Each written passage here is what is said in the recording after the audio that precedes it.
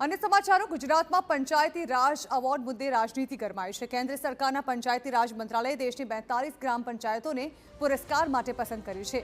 આ યાદીમાં ગુજરાતનું નામ જ ગાયબ છે, જેને લઈને કોંગ્રેસે ગુજરાતના વિકાસ મોડેલ પર સવાલ ઉઠાવ્યા છે। કોંગ્રેસના પ્રવક્તાએ આ અંગે સવાલ ઉઠાવતા કહ્યું કે ગુજરાત દેશમાં પંચાયતી રાજનું મોડેલ આપતું હોય અને ગુજરાતની એક પણ ગ્રામ પંચાયતને એવોર્ડ નથી મળ્યા। તેમણે ભાજપ સરકાર પર આક્ષેપ કરતા કહ્યું કે ગ્રામીણ વિસ્તારમાં ભાજપ સુવિધા આપવામાં નિષ્ફળ છે।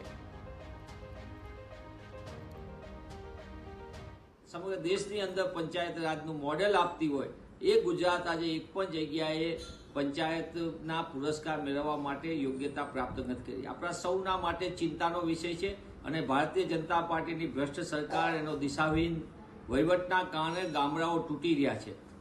ગુજરાતના ગામડાઓમાં સુવિધાનો અભાવ, ગુજરાતના ગામડાઓની અંદર લોકોને ન મળવા પાત્ર સુવિધાઓ, પાયાની વ્યવસ્થા, એમાં નિષ્ફળતાના કારણે આવી પરિસ્થિતિ નિર્માણ થયું।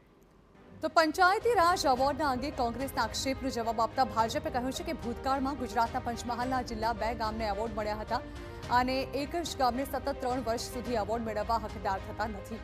દેશ અને રાજ્યના ગામડા વચ્ચે સારી સ્પર્ધા થાય અને વિકાસ થાય એટલે એવોર્ડ એનાયત કરાતા હોય છે। કોંગ્રેસ ખોટા આક્ષેપ કરે છે। હકીકતમાં પંચાયતી રાજના હેતુ કોંગ્રેસ સમજી નથી। ગુજરાતમાં પણ આંતરિક સ્પર્ધા થાય, તંદુરસ્ત સ્પર્ધા થાય તે માટે પણ અનેક પંચાયતી રાજના એવોર્ડ ગુજરાતની સરકાર તરફથી પણ આપવામાં આવે છે। આપણે સમરસ ગ્રામ પંચાયતો હોય કે કોઈ પણ પ્રકારના ગુનાના નોંધાયો હોય એવી ગ્રામ પંચાયતોને પણ ગુજરાતની સરકાર એવોર્ડ આપતી હોય છે।